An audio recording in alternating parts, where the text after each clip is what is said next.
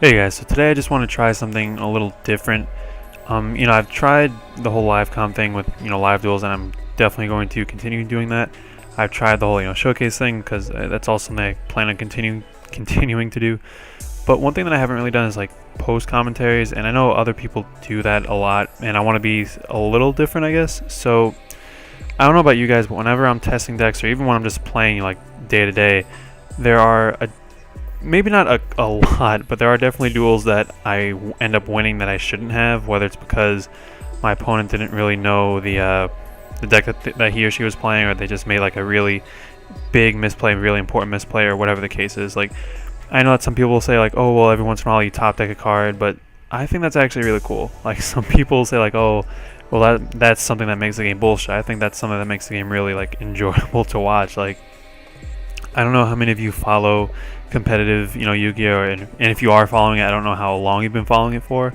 But earlier this year, there was an ARG event. The finals came down to a Bujin player and a Mythic Ruler player. The Mythic Ruler player had a field set up where literally the only out the Bujin player had was Dark Hole. Bujin player top deck Pot of Duality, and the third card on Pot of Duality is a Dark Hole he needed.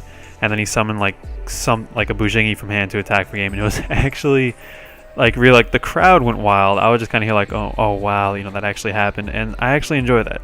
So that's not really something I classify as like, oh well, I should have lost, but I top decked this card. Like, no, that's part of the game.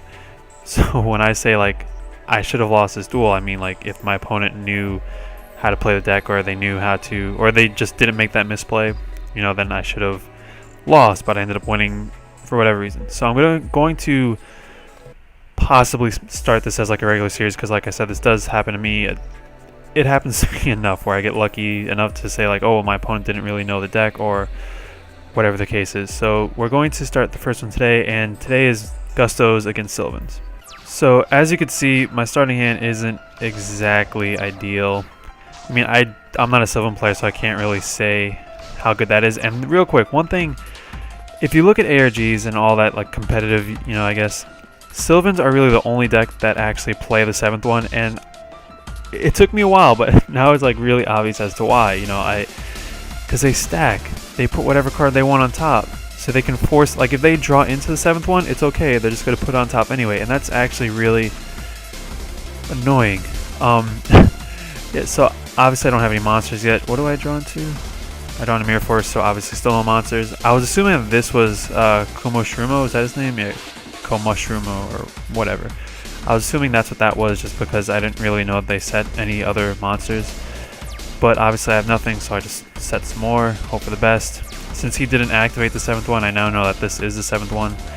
So whatever I summon will have to be able to somewhat protect me, I guess. I knew I had the dark hole, the trap hole, so I wasn't completely worried, but I just wanted to see what would happen. I draw into Thunder King. Like I said, he set this one first, so I was assuming that was Kumashrumo. Then he set this one, so I was like, oh, this is probably Snuff Sprite or whatever. Or Snapdrasanagan or whatever. So I attack this, ends up being Spore. That kind of confused me a little bit. But here he shows that he has a 7th one. Summons out this dude. And I was thinking about maybe, hopefully, being lucky enough to draw into a tuner, and then just trying to creature swap it, because again, I knew he had this Snuff Spy, I'm just going to call it that because that's its OCG name, I guess. And I figured like, oh, this is probably it. He probably doesn't have a Kuma Shroom or something like that. So I was just going to try and kill this thing, summon a tuner, and then hopefully creature swap into this thing, but obviously that didn't really work out. Now he sets the Kuma Shrumo, but it doesn't really matter. I attack into it because, again, this entire time I thought that this was... Yeah, you guys get it now. He reveals Sylvania, Princess Sprout, Snuff Spy, Soul Charge, and Miracle Fertilizer.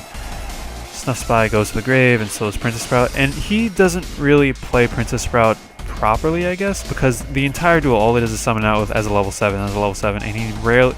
Like, he does not use these guys properly. Like, he could have summoned it earlier when everything was excavated, I guess, to the graveyard, but he didn't do that. And now he excavates the Princess Sprout, and he summons a second Sage Koya, so they're just kind of 3 level 7s sitting here, and it's just kind of awkward. Excavate the Hermit Tree, and right here, I wasn't sure if I do end up Phoenix Chaining it now. Let me just show you that. I wasn't sure if I should Phoenix Chain it now or later because I didn't know if he knew that he could tribute it off and like basically like I Phoenix Chain it now before he gets the tokens on the field because I was more worried about the tokens, I guess. I don't really know why, like looking back at it. But you could, like, if you're under Phoenix Chain, you could still tribute your Dracosack to destroy another card. And if he knew that, which obviously I guess I'm telling you guys now that he just completely forgets it, or either forgets or doesn't know it. But that would have really screwed me because, you know, the Phoenix Chain would still be here because it was tributed, not destroyed, and he also gets to destroy one of my face downs. Which, look, none of this is real. I'm 4, 9, 11 cards into the deck, and I haven't seen any Gusto monster. And I do have the E-Telly at this point, but like I like to set E-Telly in this deck just because if you summon Pirika while you have something in the grave, it'll bring something else with it, so it acts as a defensive card as well as, you know, the offensive card that everyone knows it as. So I do occasionally set E-Telly because you actually get a monster out of him. You know, having Pirika in the deck is nice to use it, but sometimes, you know, you gotta waste her to get it, you know, a wall started up again. So that's just why, I don't know why I'm throwing that out there, but this doesn't really, like, as of right now, this does not count as a Winda, I guess, because if he's smart enough just to let it die, then it's banished and it's gone forever, and I lose E-Telly and a Winda, so that's just something to keep in mind. Anyway, it passes over to his turn, activates Miracle Fertilizer, activate this in response, because even though it gets destroyed, it's still activated, so he wouldn't be able to normal summon this turn, so that's why I kind of let it play out. He tries another one, have another MST. Now for MST, a lot of people don't play it right now, you know, competitively, but I'm not really going to talk about that because they have their own reasons. But I have talked about it before. I don't agree with blind spacing because stuff like that happens. Granted, I don't really think he really gave me the opportunity to blind space anything, but don't just, like, if your opponent sets like 3 cards, don't blind space because you have no idea where you're going to hit. Like, I will quote-unquote blind space, like let's say I have a monster on the field, I attack into like a Mirror Force, and then they have another set card or two. I'll space that one, just kind of give me a 1-for-1, just kind of clear his back row in the process, if that makes any sense.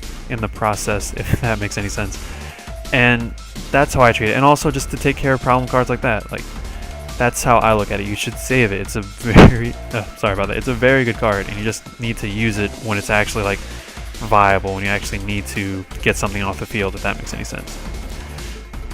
So I guess he could still normal summon.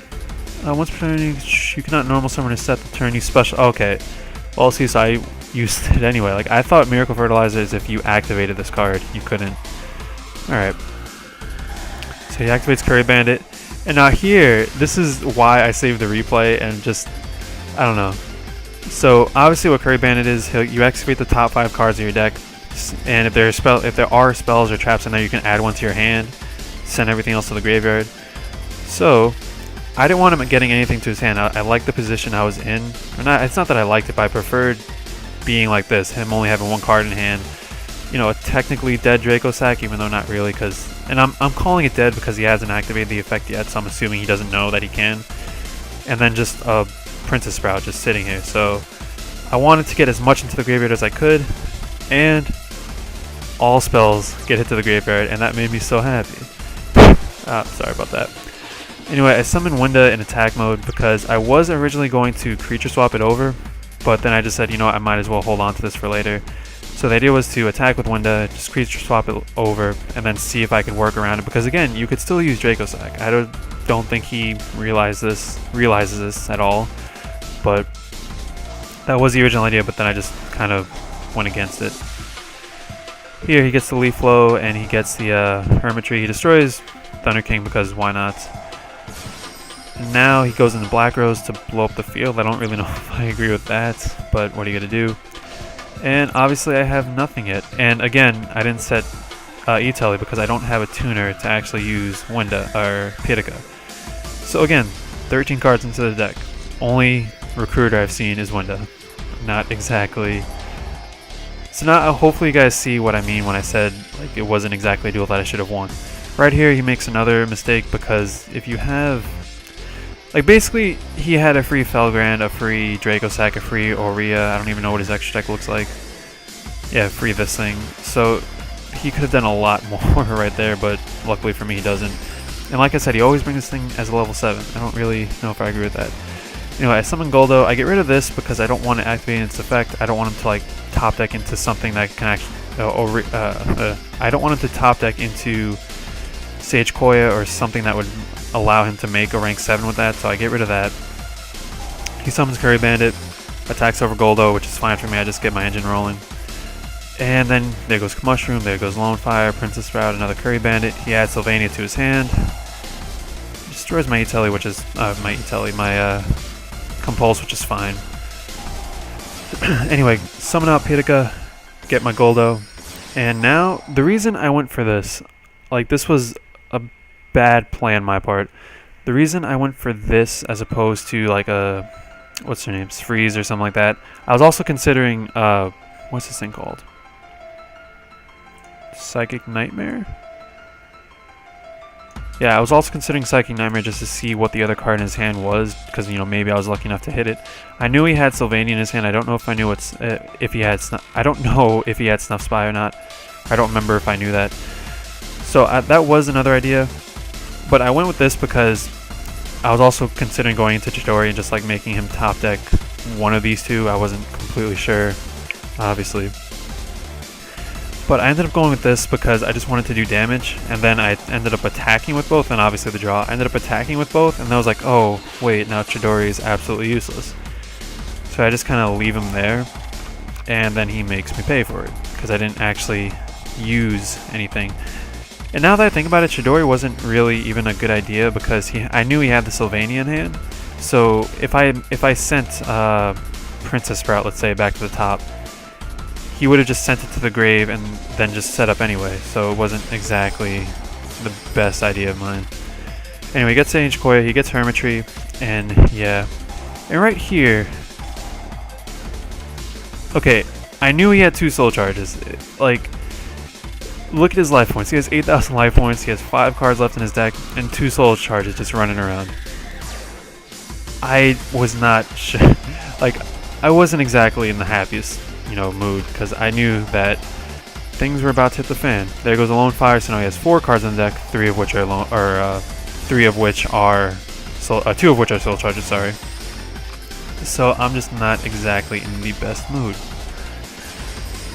Anyway, I set up trying to get something started, and he takes my Goldo, which again I don't agree with at all. Like if he took Pitika, I couldn't synchro at all. Granted, he doesn't know I have Goldo, but still, if he takes Pitika, I have no way of attacking over it.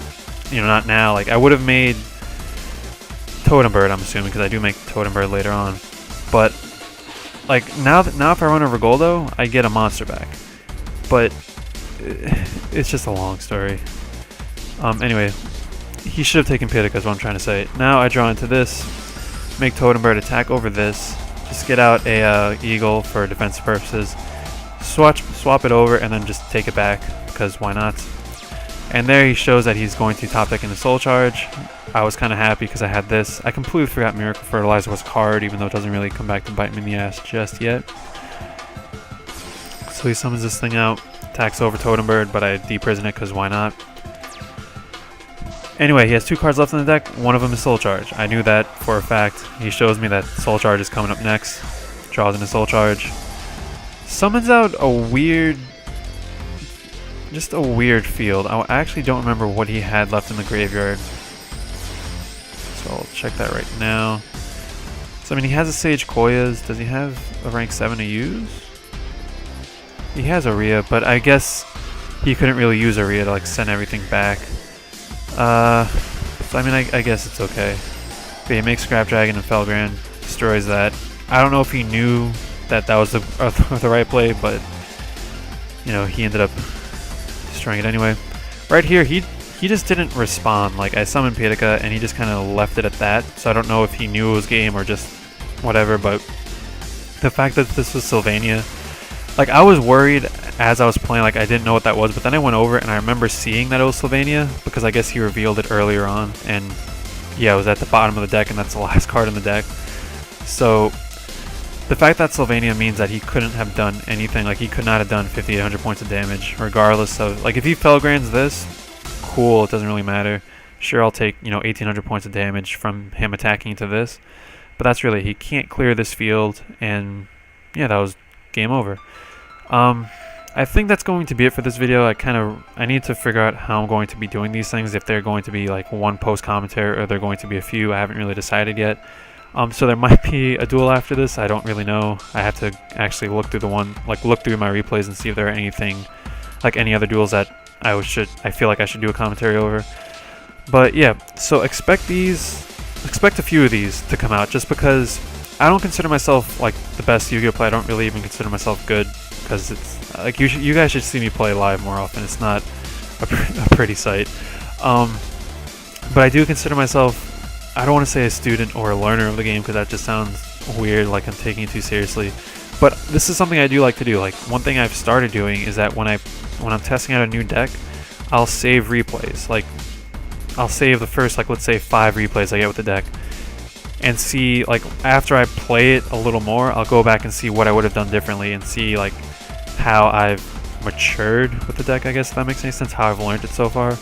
So that's just, I don't know, some ramblings, and I feel like this is also a good learning tool for myself. So maybe you guys can play along and say like, oh well, you should have done this, or your opponent would have won if he did this or this, and my opponent here had a lot of opportunities to win. I mean, I didn't even see any Goldos or Eagles until like, what, 14, 15 cards into the deck, something ridiculous like that. So if you guys like this, you know, good. If you don't, I'm sorry, because this is something that I do want to start doing on the channel. Will I continue it? I don't know. I hope I will, but that's a story for another day. Anyway, that's been this video. Hopefully you guys enjoyed, and I'll talk to you later. Later, guys.